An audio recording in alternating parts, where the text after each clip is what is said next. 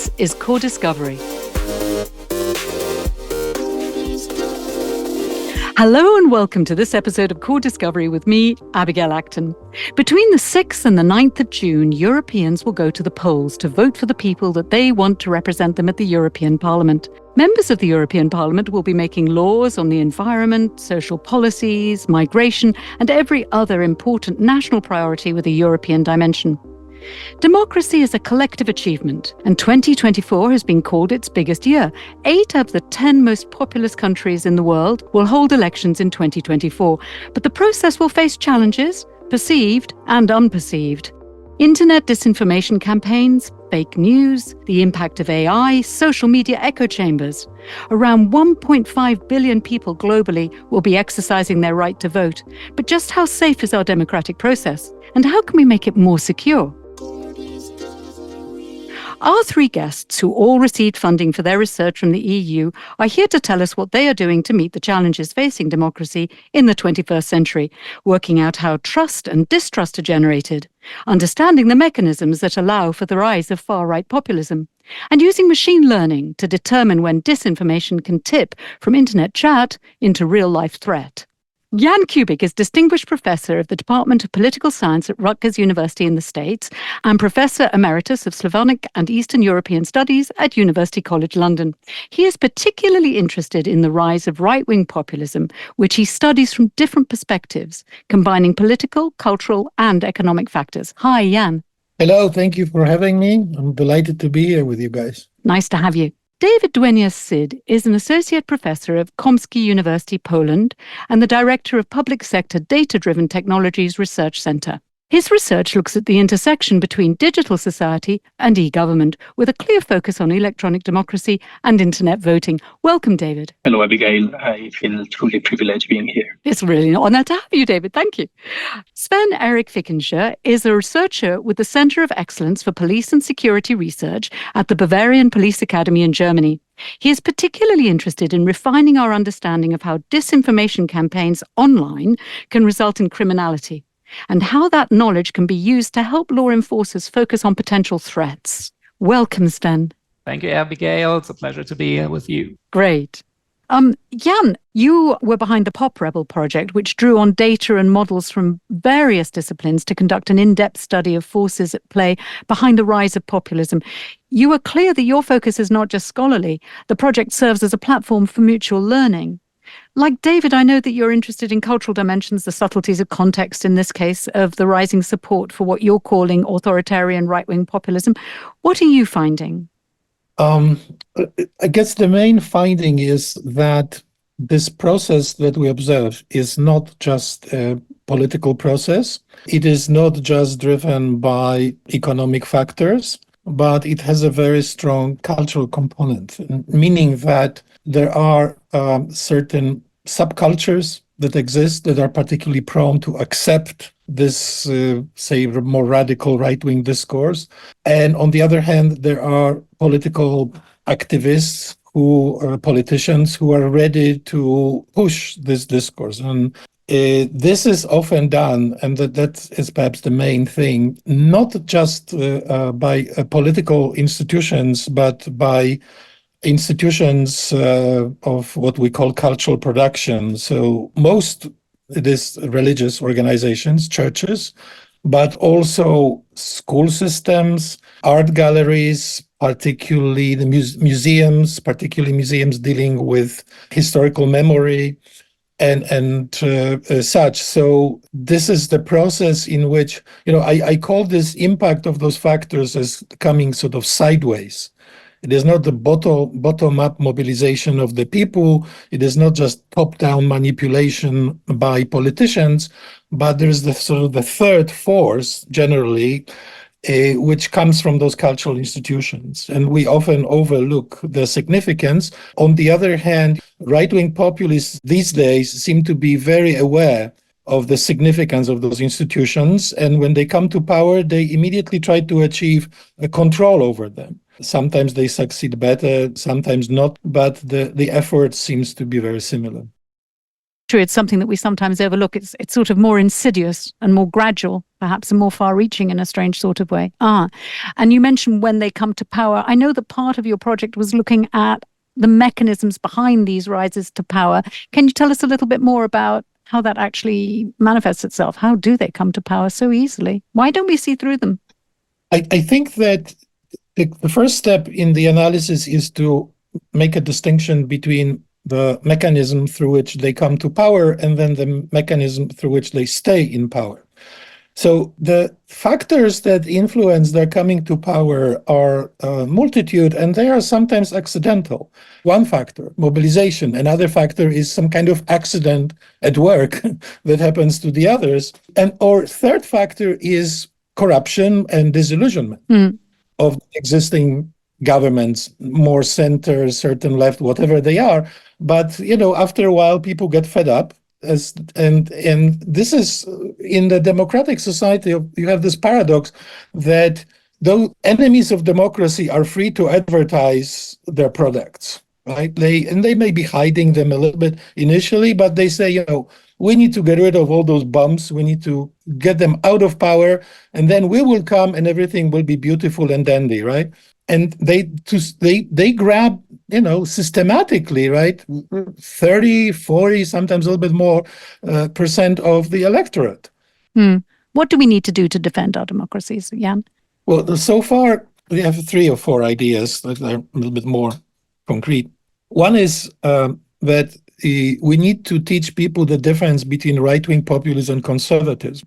A lot of young people do not make this distinction at all. And they do not make a distinction between fascism and conservatism and so on. Second, the element that I mentioned, that we need to teach people that you need to pay attention to more than politics. You need to look at those cultural institutions, and you need to, in this context, you need to teach people the value of pluralism. What I mean by that is, if you look at the world, obviously nothing is perfect, but you have systems in which, say, artists, museum curators, and so on, self-govern themselves for good or bad, right? Sometimes they go this way, sometimes that way, but they're responsible for their own area of life, of social life. In any system that destroys pluralism, the central government wants to take control over those institutions. And people do not always understand that. So simple teaching about the value of pluralism. And the third element is the significance of children and teaching kids that you can have the system that is run according to some basic principles of justice. My wife teaches young kids, and she always tells me that they are very sensitive to the message of justice. The word fair is very, very strong in a child's mind. Fair, yeah. Fairness is the concept. And at some point, people kind of lose this sense that everybody should be the subject of the fairness consideration. And some people are then found deserving of fairness, whereas others are not. And that's where it slips, yeah. And then it flips, literally flips. And this polarization emerges. Yeah. Listen, so Jan, I mean, this is something you obviously care passionately about. It's research that you've been doing for a long time beyond this project as well.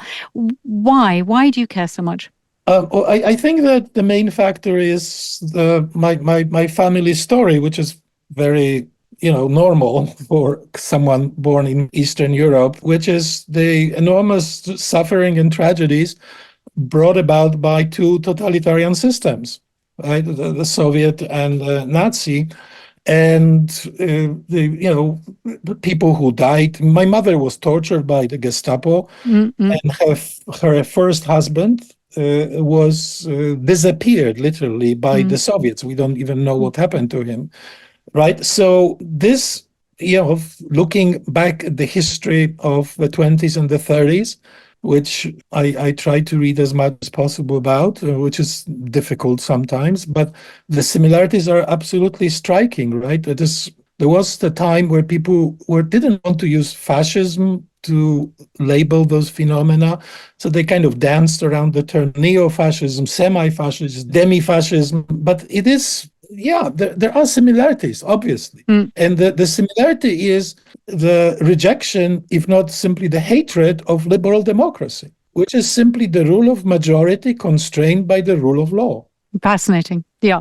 Is there a way that we can actually use that generation of distrust against the people who are using distrust to undermine democracy? I mean, can we take their tools and turn it back on them, make other people distrust them? Well, this is something I'm trying to work on now. This process of redoing all the damage done in 8 years proves to be extremely difficult.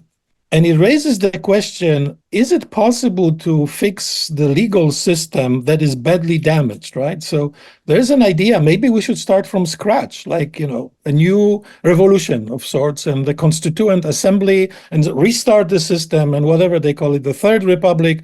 It happened in France a few times, start the Fourth Republic or something, because the gradual change proves to be tedious. It is being blocked in through a number of strategies that I'm now trying to study by those right-wing populists who lost power. And people are getting impatient. There is this concept in the literature of militant democracy. Can we ethically use the tools that they were using against us? Let's call it this way. And to be quite honest with you, I don't know. I kind of waver. I mean, the moments of anger, I said, yeah, sure, show them how it tastes, right?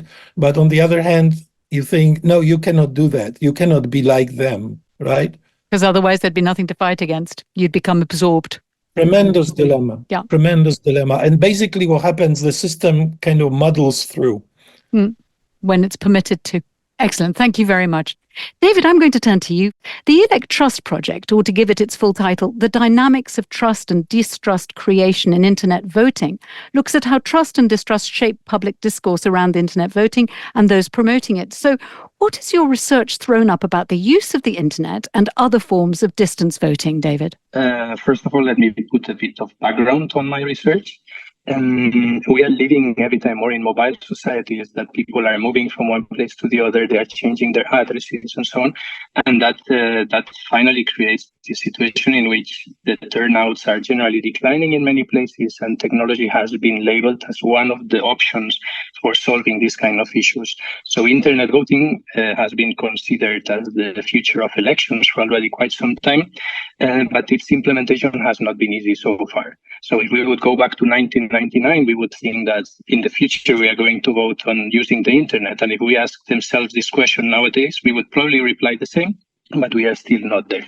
So there have been, one of the things that we have done in my research is checking the places where internet voting has been implemented. So for example, Estonia, since 2005 using internet, Switzerland, that they were using it, they stopped it temporarily and they brought it back last year, and they are using it, they are experimenting with it again. And in many places, they consider that this is a good solution, for example, for tackling expats. So, for example, in France, in Panama, they are using it for expats. In other places, for some minor elections, like in Canada, it's being used for local elections. But of course, there have been other cases that have not been successful. So, for example, Norway tried in 2015, 2017, and then they cancelled use.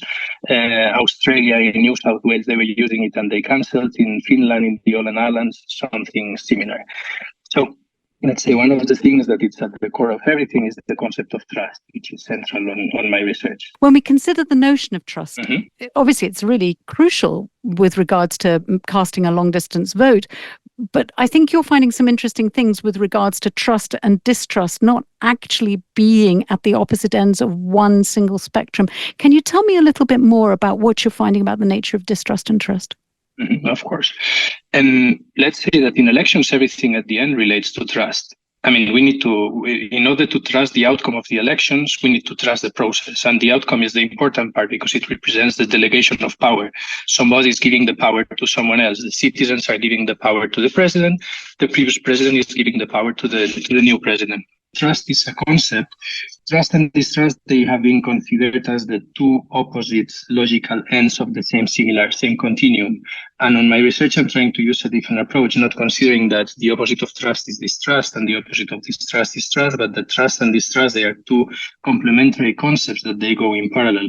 They are obviously logically related, they are obviously opposite, but they have their own internal dynamics and their own understanding. So the same process bringing to trust, the absence of it does not necessarily bring to distrust.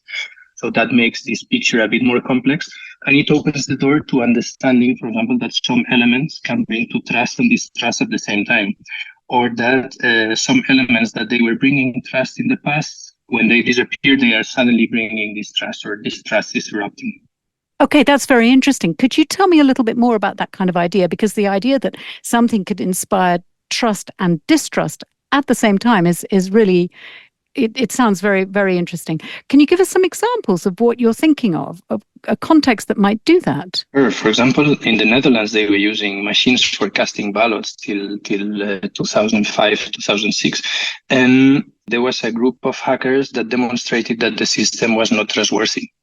And therefore, this group of hackers, they did a brilliant job in demonstrating that, because the system was probably not, it was really not trustworthy, but also they were bringing trust to the democratic system by creating distrust on the technology that was being used. So both elements, they were going hand by hand. If we understand trust and distrust as the same logical continuum, we cannot fit this type of explanation on that. Yes, you're absolutely right. The fact that it was shown not to work then leads people to believe that the situation is robust enough to permit that analysis that it doesn't work. And that gives you a feeling of confidence. Yeah, I get that. Okay, that's interesting.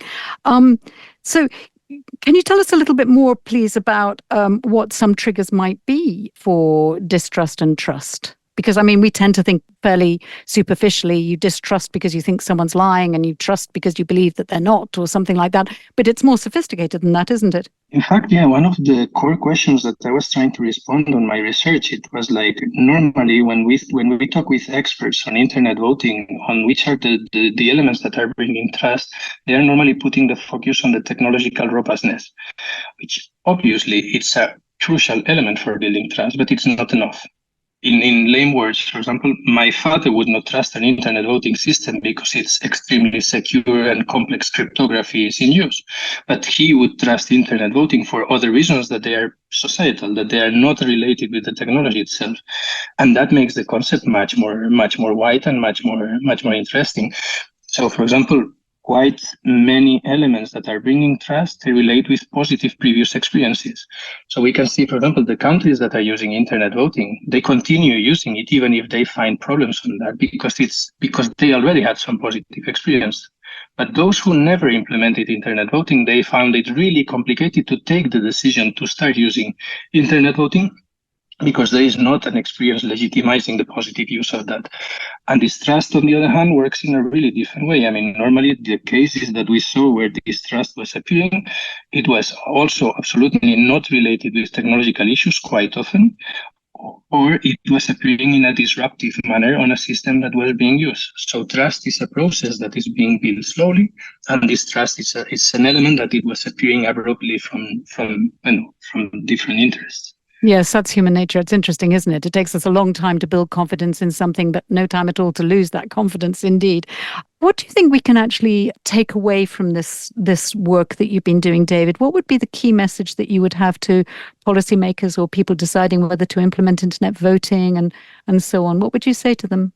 In fact, my research is not per se trying to say that internet voting is the solution or not, but I'm trying to understand which are the insights that occur when it's adopted, because there's still a gap on that, since there are not so many experiences and we are still working on them and we are still learning a lot from them. So I'm trying to contribute on that. So trying to give guidelines for people who are interested in implementing internet voting to know what can happen once the system is implemented, which can be the elements that can bring trust, which can be the elements that can bring distrust. The strategies for building trust, they should be different than the strategies for managing distrust. And this is an important difference, because trust is working in one way and distrust in another one, but we need to consider both of them, because we might find them when we are trying to deal with the system. Okay, that's excellent. Thank you very, very much. It's particularly interesting because as soon as you've spoken, it feels very understandable and very logical. But until you speak, until you've explained that, one would have thought that they are two opposite ends of the same spectrum. But yeah, no, they're two things running in parallel. Very interesting. Does anyone have any comments or observations for David? Yes, Jan.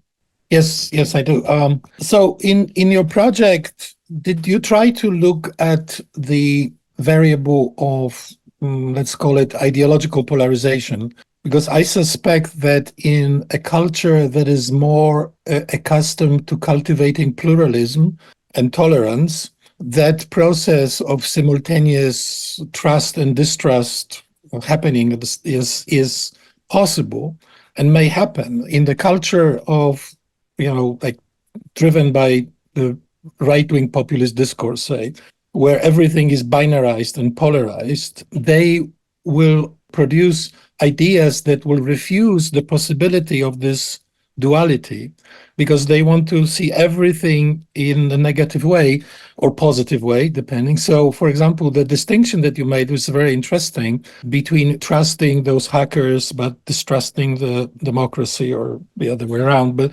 it is not possible, it seems, in this highly polarized discourse of, say, at this moment, right-wing populists. So did you try to look at this? Yeah, we were considering, we had one clear limitation, which is like there are not so many countries that are using internet voting. And this is reducing the sample to a certain number of countries. So therefore, we cannot freely choose where we are going to make the research. We explored the case of Poland as a country zero, let's say, where internet voting was never implemented. So therefore, they are free of experience. And we are working now on the results to see how these different types of discourses are arising. And I think Poland is an example also of a country that is politically polarized. The right-wing populists simply hijack any discussion of pluralism and put everything in the black and white colors, right, immediately. And so I would suspect that they will not hear this argument that you can have trust and distrust realized simultaneously. And in fact, they have a really good strategy quite often, because they take concepts that they are highly technical to reduce them to something that is easy to understand, to then undermine the quality of the system that is being used, connecting with technical issues, but at the end not related to them, because the technical issues they have been solved, but they still use them repeatedly to spread a message that is undermining the quality of democracy in the end. Fascinating. Thank you very much. I'm going to now turn to Sven. Sven, the system kind of muddles through, but of course, if you get lots of disenchantment and frustration and this idea of promises not being kept, then people resort to campaigns on the internet and disinformation and fake news and so on. Now, your project, Sven, Fermi, which was the fake news risk mitigator, it's only halfway through, I know, but you've already got some very interesting findings to share with us. It's looking at generating tools that can help lawmakers determine the nature of the threat from online disinformation campaigns, so that can distinguish between stuff that's just hot air and stuff that actually might genuinely result in violence.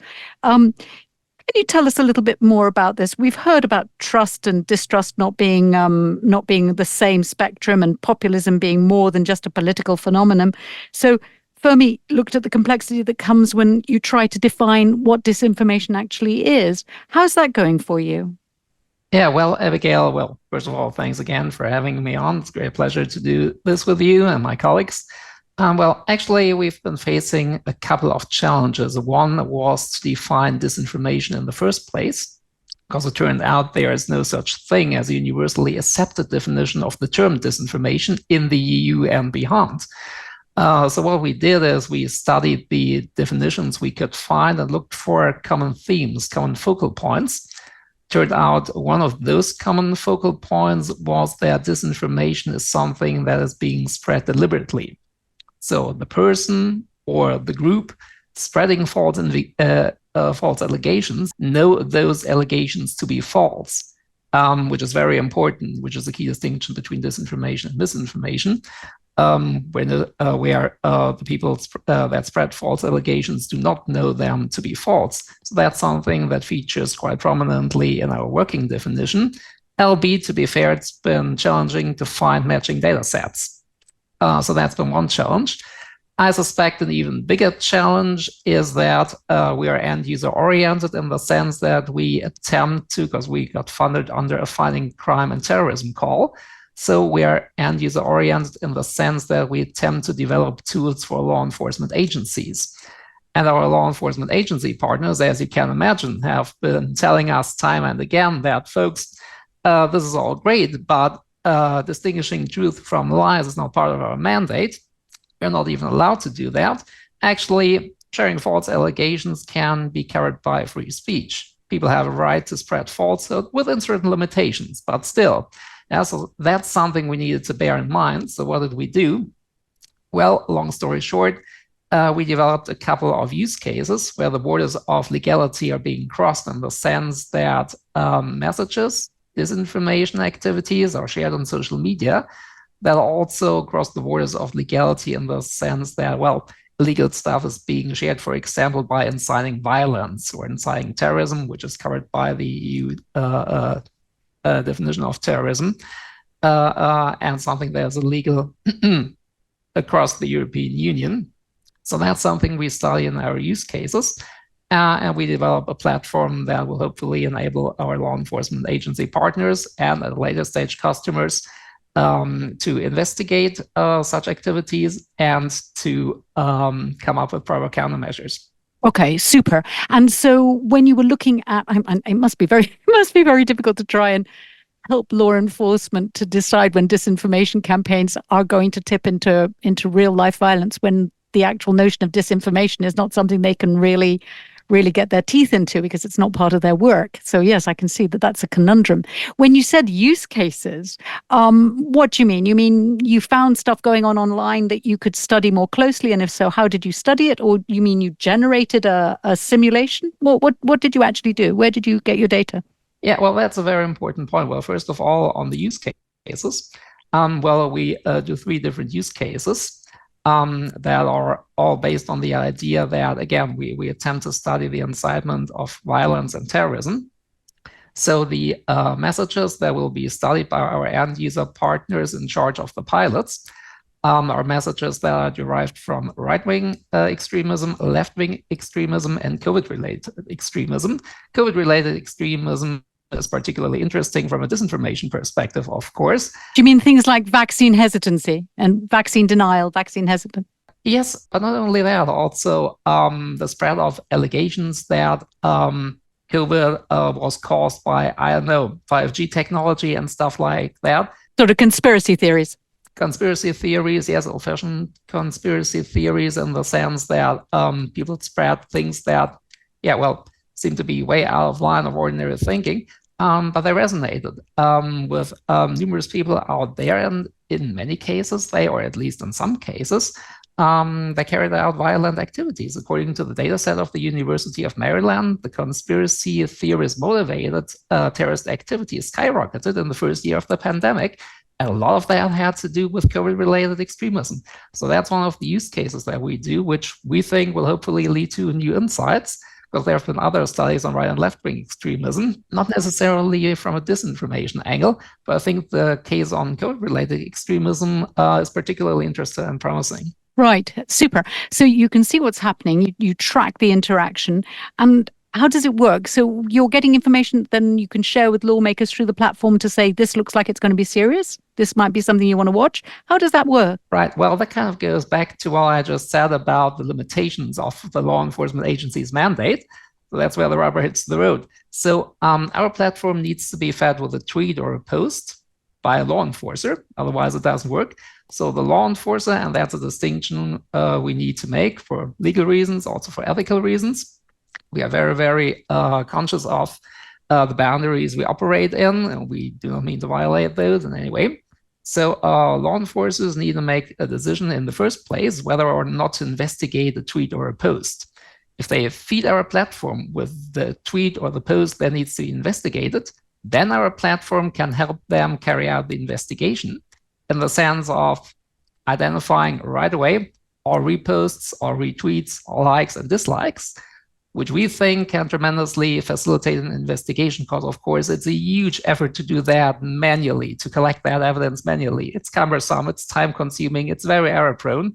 But spotting all of that right away can give law enforcers a very good overview, not just of the popularity of the to be investigated message, but also, of course, of all the further messages that, depending on the exact context and content, might also require an investigation. So they can sort of see whether it's going to snowball, gather momentum.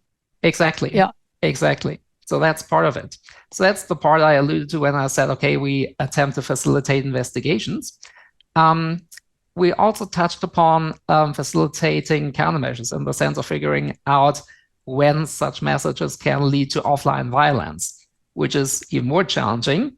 Well, we mean to develop a tool. Well, we have developed the tool. We haven't validated it yet, but we have already developed and integrated a tool that estimates the future crime landscape. The crime landscape that unfolds, or the exact crimes that are likely to unfold amidst disinformation activities. How did we do that? Well, we use data sets on disinformation campaigns and data sets on criminal activities. We matched those, so we could calculate how the former is likely to lead to the latter. And if we provide law enforcement agencies with those pieces of information, they will, of course, be in a much better position to be able to respond to the threats that are likely to occur, for example, by dispatching police forces to areas of concern that will be well prepared for whatever challenge they'll be up against. For example, riots that might arise in case disinformation activities stir up trouble amongst right, left, or other extremists. Yeah, no, absolutely. And of course, it must be, regardless of the fact that the word disinformation is something tricky for the lawmakers to get a handle on, it must be very useful for them to be able to decide where to place their resources. I mean, it's so challenging, everyone's so stretched. And you mentioned that it's undergoing pilot studies now, I think. Do you have any idea when this will actually become something that will be available for lawmakers and for law enforcers? Yeah, well, that's still going to take a little while, but we actually developed numerous tools that will now be validated in the second half of the project. So we'll be doing our 3 use cases again on right-wing, left-wing, and COVID-related extremism. When we'll be done a year and a half from now, we'll be having an exploitation plan in place, and then technical partners developing the platform and its different tools will take it from there. And work on having the tool, bringing the tools to a stage where they can be fully exploited, and at a later stage, hopefully, be market ready. Well, thank you all. I think that was absolutely fascinating, particularly interesting to think about ideas that we might have held very comfortably without even thinking that they need to be examined, like this idea of trust and distrust not being the same ends, the different ends of the same spectrum. Fascinating, really interesting. Thank you very much indeed for all your time, and good luck with your research. Goodbye. Thank you, Abigail. It was a pleasure to be doing this with you. Thank you so much, all of you. It was a pleasure to be here. Thank you, Abigail. You're very welcome. Bye-bye. If you've enjoyed this podcast, follow us on Spotify and Apple Podcasts, and check out the podcast homepage on the CORDIS website. Subscribe to make sure the hottest research in EU-funded science isn't passing you by. And if you're enjoying listening, why not spread the word? Want to know about the latest work being done to make evacuations from ships on fire more efficient, or how cutting-edge technology is determining the precise nutrients needed by an individual premature baby? Did you know that sensors which can detect if a flying mosquito is a female, how old it is, and if it is carrying Zika virus are being tested? In our last 35 episodes, there'll be something to tweak your curiosity. Perhaps you want to see what other EU-funded projects are doing to support democracy. Take a look at our recently published results pack, now available on the CORDIS website, new tools and insights to better connect citizens with democracy. The website has articles and interviews that explore the results of research being conducted in a very broad range of areas and subjects. From wine to weather, there's something there for you. Maybe you're involved in a project or would like to apply for funding. Take a look at what others are doing in your domain. So, come and check out the research that's revealing what makes our world tick. We're always happy to hear from you. Drop us a line. editorial@cordis.europa.eu. Until next time.